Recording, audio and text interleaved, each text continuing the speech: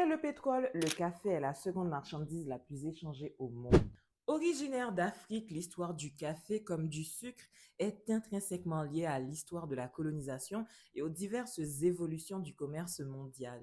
Et devinez d'où vient un des cafés les plus prestigieux au monde? De Jamaïque, dans les Grandes Antilles.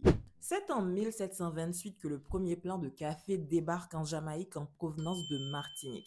Mais il faudra attendre au 19e siècle pour que cette culture prenne véritablement sur l'île.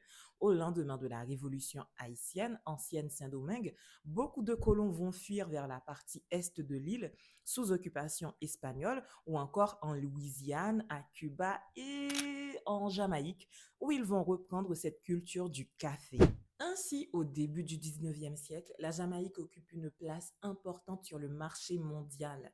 Le café relie intimement l'histoire d'Haïti à celle de la Jamaïque. Il rappelle que tout, absolument tout ce qui passe par nos assiettes et a fortiori nos verres, est politique et lié d'une manière ou d'une autre à l'histoire coloniale. Aujourd'hui, alors que le café jamaïcain est apprécié dans le monde entier, les plages de l'île sont privatisées et inaccessibles à la population locale. Alors que ce qu'on appelle le Sud global produit plus de 90% du café consommé dans le monde, les bénéfices restent concentrés dans le Nord, ce qui explique que de grandes compagnies comme Starbucks peuvent gentrifier des boissons ancestrales comme le masala indien d'un côté et de l'autre côté s'allier avec des États qui violent délibérément le droit international.